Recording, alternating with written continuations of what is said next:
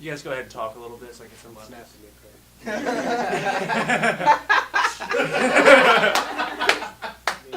When I play out at bars, I'm usually playing between 2 and 4 hours, so I don't have that much original material. Wish I did, but at this point, it's just kind of a you go into the bars and you analyze the crowd and see what type of folks are in there. And I mean, you have an older crowd, you want to play some older classics. It's pretty obvious. You can gauge what they're into or what they respond to when you play it. So it's just kind of nice to go into a place and have an extensive list of covers and just be able to like pick and choose. I never go in with like a set list. I'm going to do these songs in this order. It always comes from reading the crowd and like gauging their reaction.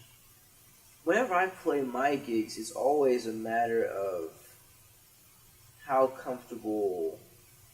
It really just depends on what we just did in order to figure out where we're going to go after that. So I never come with a set list. There might be certain tunes that I have that my group plays, like certain tunes that they'll play that no other groups sort of play because I've worked on these tunes with these particular guys.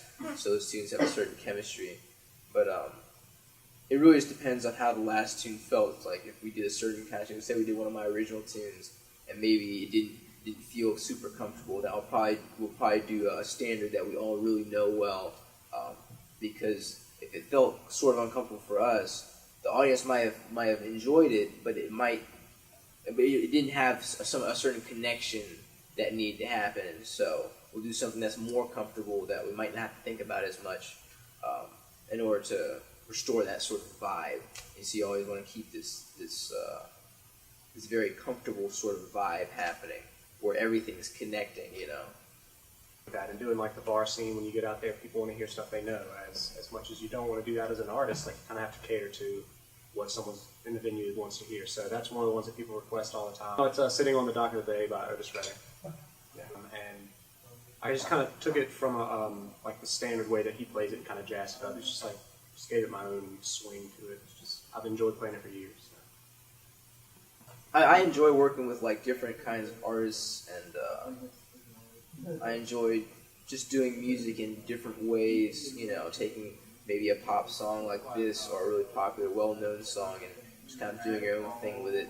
There's always something valuable in doing something like that, especially from the jazz world, taking standards of tunes people know really well and taking them and doing something of your own with them, whether it's a special arrangement you do with it, or the way your particular group brings a certain kind of energy, a certain vibe to a tune. That's a very valuable thing. Original tunes, of course, are great because they express you and what you're about wholly, because you're involved in the composition of all the structures that you're using. But to take someone else's and to make it your own is its own sort of art. You almost feel a responsibility to do it justice. You know what I mean? Like you can't come into a place and just take a cover song that you learned that day and play it exactly as you heard it. When you listen to the recording, I feel like there's a certain amount of personalization that goes into it. It's kind of essential.